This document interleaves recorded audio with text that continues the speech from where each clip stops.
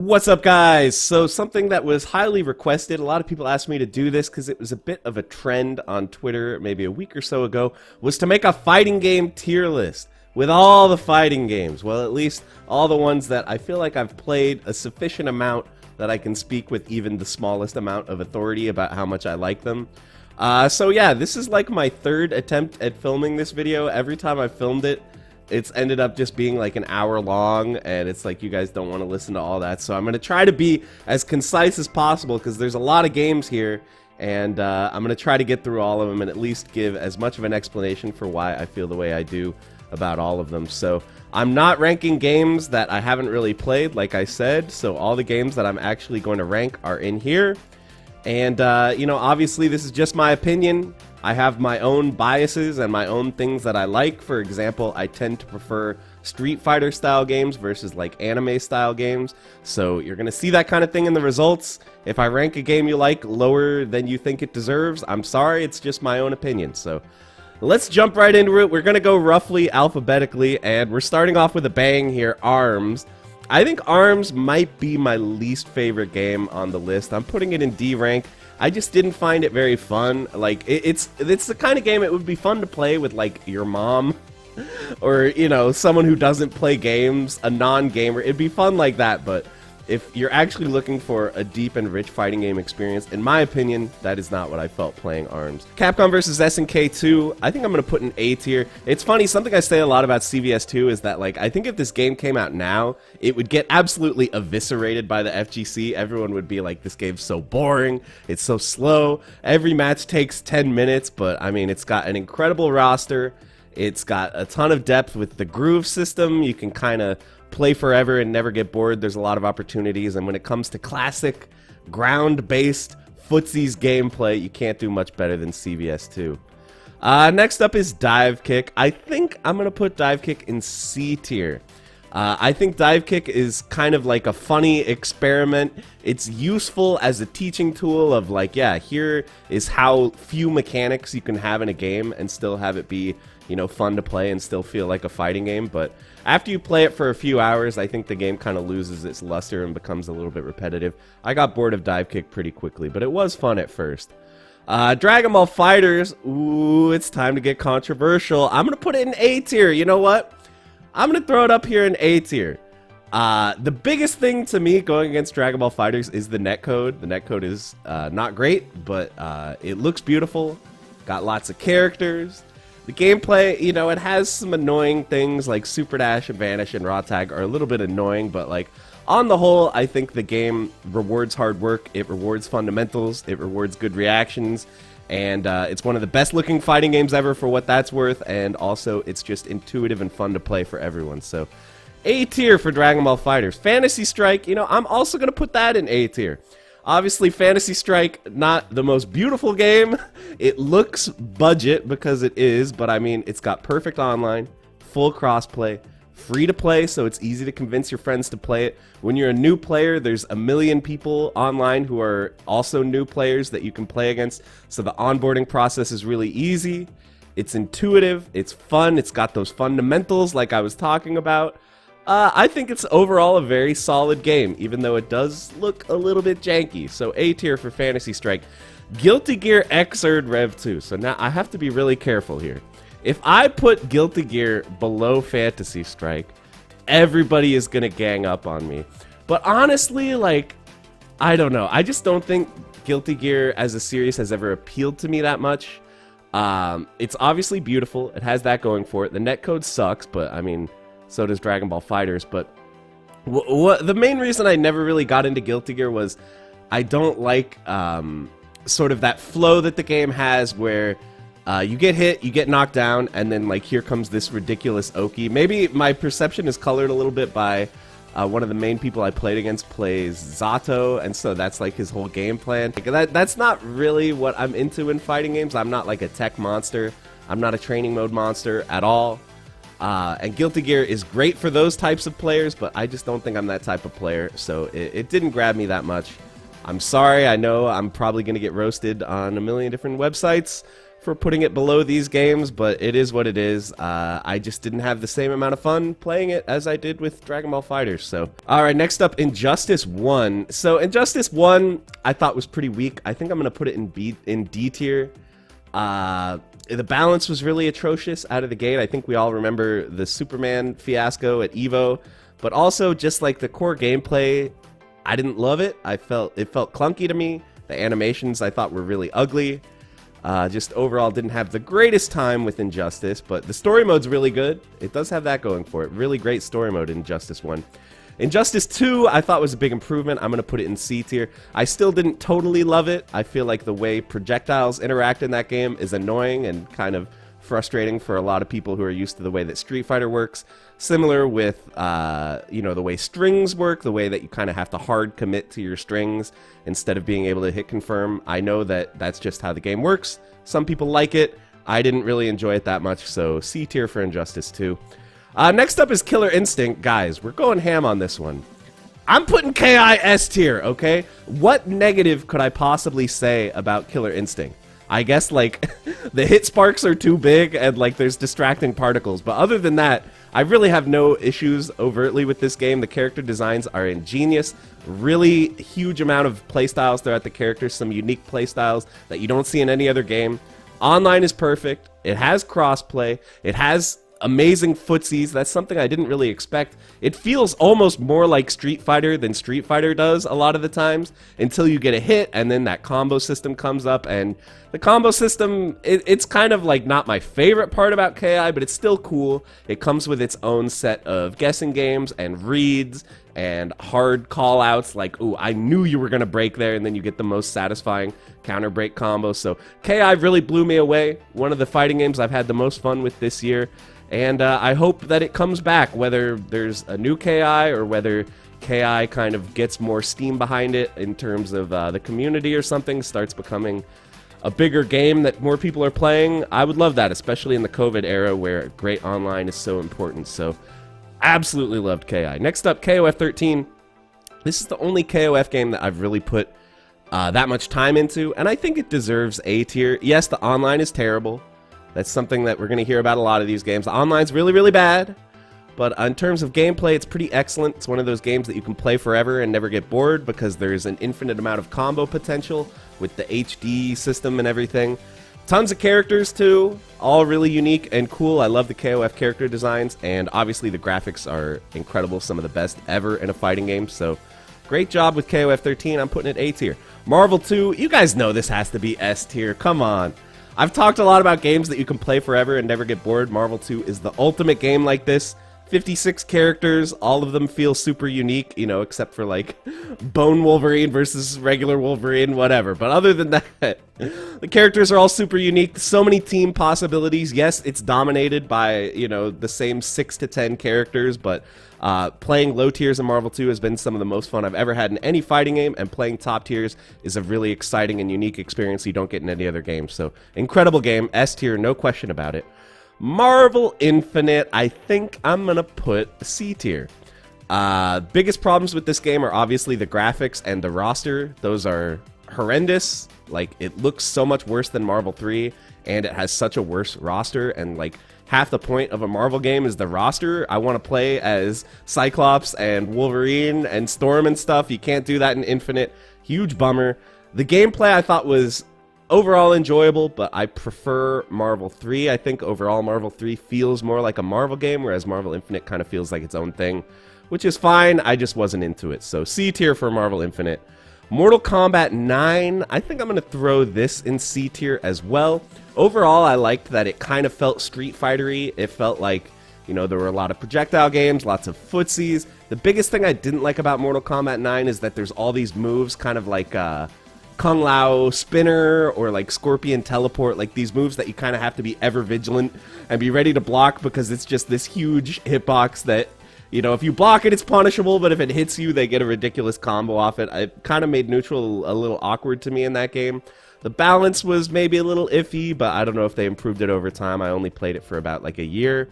But I liked it. I just didn't love it. C tier I think fits, and obviously it's a pretty ugly game in terms of the animations, so that doesn't help either. But Mortal Kombat 11 I actually liked quite a bit more. I'm going to throw that in B tier as well.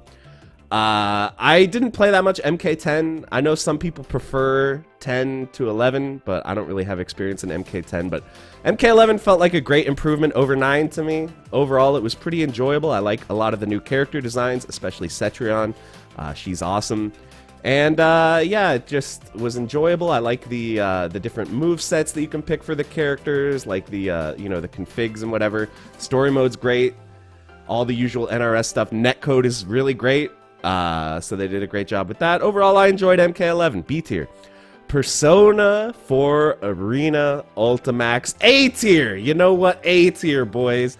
I love the Persona Arena games. Is it because that it's all Persona characters? Maybe. Maybe that introduces some bias, but I just found it so fun.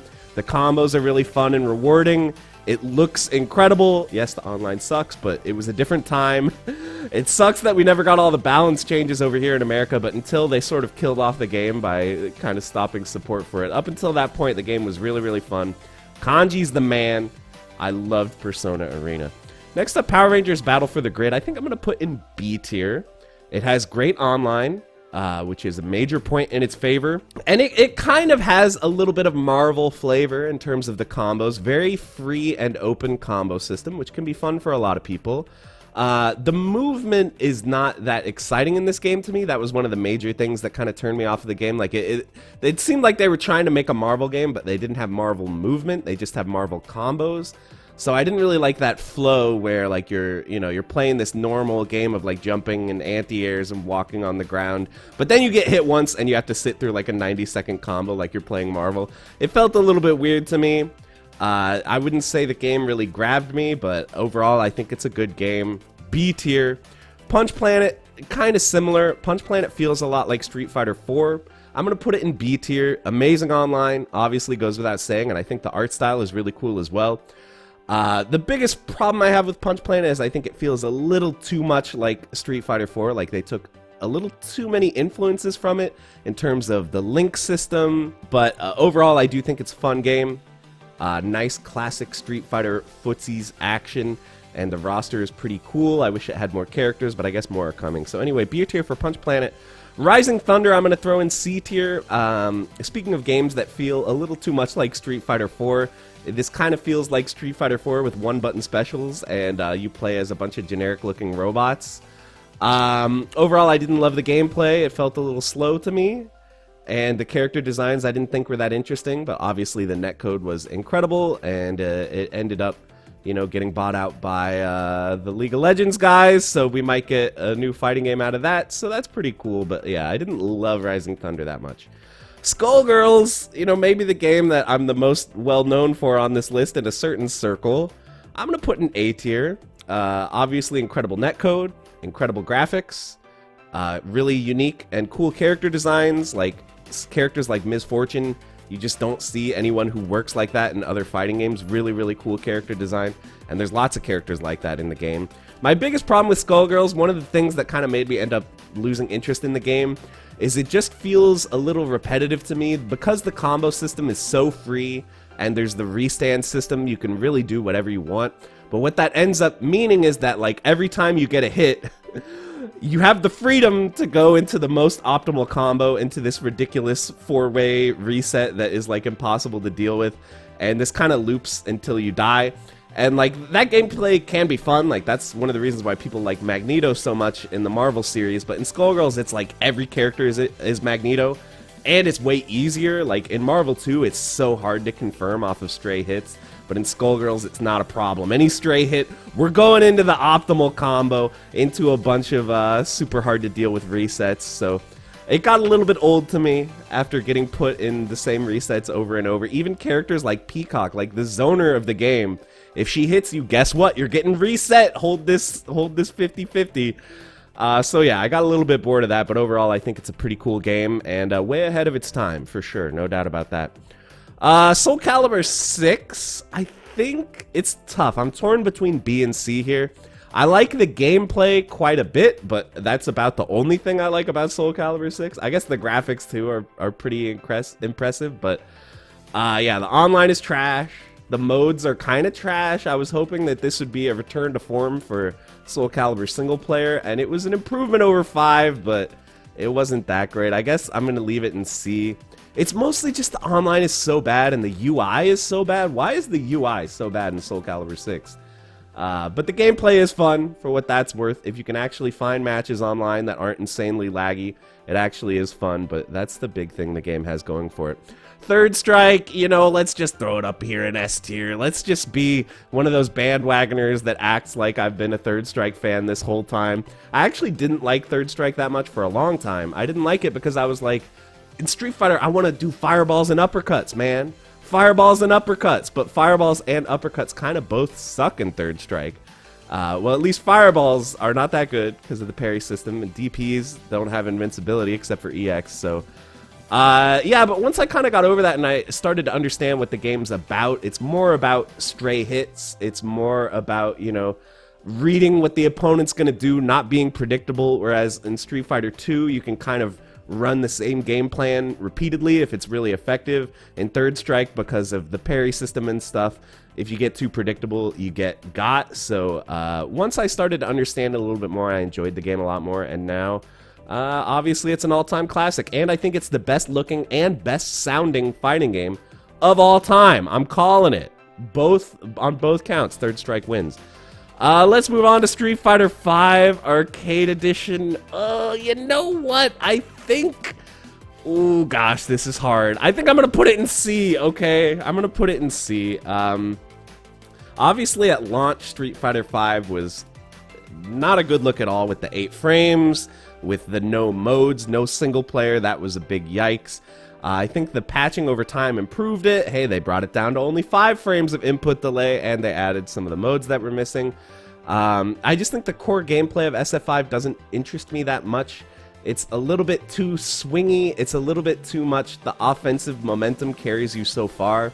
And I know some people's complaint of Street Fighter 4 was that it's a little too turtley, which I don't know if that's accurate considering Akuma and Seth are in that game. But anyway, Street Fighter 5, I don't like the whole, you know, you get a crush counter, V-trigger cancel, hold this 50%, and now you gotta guess on Wake Up. And can you guys tell I don't like guessing on Wake Up? Apparently that's like my thing. Just give me Dragon Ball FighterZ where I can do the super degenerate delayed Wake Up and get out of everything. But yeah, also the online sucks in SF5. They tried rollback, and they did not succeed. Marvel Infinite somehow has better rollback than SF5. I don't know how that happened, but Street Fighter Alpha 2, I think I'm going to put in A tier. This is my favorite of the Alpha games. It's the only Alpha game I'm going to be reviewing on here because it's the only one I think I've put enough time into to really have an opinion. Yes, custom combo is slightly degenerate with the VIA custom combos, and Chun-Li especially I think is very degenerate. Everyone complains about Third Strike Chun, but Alpha 2 Chun is a problem, guys. Don't forget about that. So... yes, there are some degenerate things about the game, but overall, it's just got that classic Street Fighter gameplay. Feels like a spiritual successor to Super Turbo or Hyper Fighting. You know, it just is fun to play on a fundamental level, and I think the sprites are really awesome too. So, awesome job with Alpha 2. It's just a classic. It's super, super fun. Cross Tekken. Oh boys, I'm kind of tempted to put Cross Tekken in D. But I think I might get eaten alive if I do that. Let's put it in C. My issue with Cross Tekken, first of all, the online is horrible. Even worse rollback than SF5, if you can believe that. The roster is amazing. The roster, I think it deserves some points for just the roster being so incredible. And plus, like, the Tekken characters are really all unique and interesting, so I think it deserves some points for that. I just don't love the gameplay. Movement is so bad in this game. And, like, yeah, I know, like, jab, jab, jab, jab is, like, a meme about this game, and I'm sure the big patch that everybody likes improved that, and it made things better, but it just wasn't enough to bring me back around. I just feel like the core gameplay of this game is not that exciting. Even watching high-level play now, in 2020, high-level play of this game, it still goes to timeout, like, a third of the time. It's crazy. It's like a self-parody because movement is so bad. It's so hard to apply footsies and stuff. I don't know. Wasn't crazy about it, but Super Turbo is obviously going to go in S tier. What's there to say? It's the classic. It's got the cheap stuff like Balrog, Vega, Boxer and Claw, and Chun-Li is cheap in this game too. Why is it that all these Street Fighter games, Chun-Li is super broken, man? She's not as broken in Super Turbo, but she's still a problem. But yeah, like, this game is still fun after all these years. It just doesn't get old. And plus, you've got, like, kind of a double roster size, because there's the old characters that adds some intrigue, even though most of the old characters are bad. So yeah, I love Super Turbo. S tier, no question about it. Tatsunoko versus Capcom. Oh, I'm kind of torn between A and B on this one. I think I'm going to put it in B. And listen, let me just say that if Mega Crash was not in the game, this is a contender for S tier maybe. But Mega Crash is my least favorite mechanic in the game. It's the game's burst mechanic. I really don't like how it works. It's so snowbally, the fact that whoever gets the first hit is going to build up a bunch of meter, which lets them burst. Plus you can combo off burst, which lets you build more meter to burst again. Yes, they did nerf burst a lot from the initial version of TVC that was Japan only into the one that came out on the Wii in America. But burst is a major problem. But other than that, the game is awesome. Plus, it has Baroque, which I think is one of the coolest mechanics Capcom's ever made. Letting you trade your red life as a resource is really cool, and you don't see that in very many fighting games. And the graphics, I think, hold up. It still looks good. It was a shame it was set to die on the Wii, a platform that no one wants to play fighting games on. But it's a really fun game. B tier. Let me just say I hate the burst, but other than that, great game. Tekken 7, I think I'm going to throw in A. This was the game that really got me addicted to Tekken. I had played Tekken games before, but not that seriously. But this one, you know, I played it at EVO and stuff. And yeah, it is just awesome. Like, the roster's great. It's so rewarding and fun to play. The online sucks, but it is what it is. Tekken is 3, I guess. Not really holding its weight in terms of the online gameplay, but super, super fun to play. The balance at launch was so incredible, too. Like, the console launch, I think everyone was just amazed by how every character felt so strong. I love the slow-mo system, too. I like the changes they made to the rage system, even though, you know, rage arts are a little bit annoying when you get hit by them online. Still, overall, I think they really hit it out of the park with this one. In my opinion, it was just like the best Tekken game ever. Them's Fightin' Herds. I think I'm going to put B. The game is very fun and it's very beautiful. My main issues with the game are, I feel like the damage ratios are just a little bit weird. Like, individual hits feel like they do no damage, and you have to do like a super optimal combo to do more than like 10% of their life bar. It feels a little bit weird to me. I feel like they actually legitimately made some improvements on the Skullgirls combo system. Obviously, there's no restand, so it's a very, very different combo system, but like the way that people fall faster during combos versus just having a binary burst, I think was an interesting move. And the roster is cool, although it is a little small. Like, I feel like the game just needs more characters, and I think personally I would prefer less of an emphasis on super optimal combos and more of an emphasis on, you know, single hits or smaller combos doing more damage. But that's just how I felt about it, and obviously the online is amazing, so it gets some bonus points for that. Ultimate Marvel vs. Capcom 3, I'm going to go ahead and put it in A tier. You know what? I'm going a little ham on this one. This game has a ton of problems. Obviously, TAC is a horrible, stupid mechanic that is like nearly game ruining, and so is X Factor Level 3. But like the fact that everyone still loves this game despite all these huge problems, I think says a lot just to how fun it is. It's one of the most intuitively fun fighting games ever made. It's another game that you can play forever and never get bored. The combo system is so free. If you can dream it, you can do it. The roster is massive and cool, and like, what an amazing roster. They put like She-Hulk, MODOK, Rocket Raccoon before anyone knew who that was. They were so ahead of the times with the cool and interesting characters they put in there, like Arthur, Phoenix Wright. There's so many cool ones, and they're all cool and fun to play and even viable. That's the crazy thing. Because every character is so broken, you still see low tiers blowing it up in tournaments occasionally, so that's cool. It's just, it never gets old. This game doesn't get old. Even though it is annoying, sometimes you just lose to the most stupid BS ever, like Zero, and you just hate the game, but it's still fun, and you just want to go back and get another hit of that. So, awesome game. Ultra Street Fighter 4. Ooh, are we gonna make some enemies by putting it in C? You know what? I'm gonna put it in B just because it's Ultra. I think Ultra is by far the best version of Street Fighter 4. Other than Elena, who is not very fun, I think they really shored up a lot of the problems with the game in Ultra. They really nailed it, which is important because it was the last version. Up until that point, I had a lot of other problems with Street Fighter 4, but, you know, the general annoying Street Fighter 4 stuff, like DPFADC, at least finally they made it so that it wasn't safe. And, you know, stuff like crouch tech always was a little bit annoying, and it made the game feel a little turtly, but people were getting a lot more optimal with frame traps and stuff, so that became less of a problem. So, anyway, Street Fighter 4 has a fond place in my heart. It's what got me into the FGC back in 2009.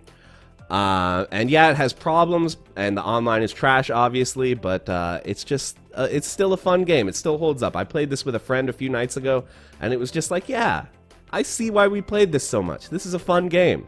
All right, only 2 more, guys, and I'm not even at the half-hour mark yet. Oh my god, this ended up taking so much longer than I wanted. Under Night in Birth, let's go ahead and put it in A, I guess. I've only played Eunice that much, but it was really fun, really great. Online is not good, which is unfortunate, but the sprites are amazing. It feels almost like a hybrid of an anime game and a Street Fighter game, just with a little bit more emphasis on the anime than the Street Fighter, but I liked it a lot how it was, you know, less air dashy, less crazy than Guilty Gear. But still had a lot of that anime feel. I enjoyed it quite a bit. And then finally, Vampire Savior, we're going to put that in A tier as well. I'm not the best Vampire Savior player. My Shenko is not that good, but it's a really fun game and some of the best sprite work that Capcom's ever done. So yeah, I think we got all the way through the list. I'm sorry if I kind of rushed through the end of it there, but I don't want this video to be too long. Don't roast me too hard in the comments. Like I said, if you disagree with me, that's totally fine. This is just my own personal opinion. And let me know what you think. By the way, if there's any games that are down here in the section of games that I haven't played that much, or at least played in a competitive sense, if there's any of these that you think that I really need to put some time into, let me know, and maybe I can try them out in a future video. So that's going to be it, guys. Thank you so much for watching my tier list, and let me know what kind of content you'd like to see from me in the coming weeks and months. So thank you so much, and I will see you in the next one. Bye-bye.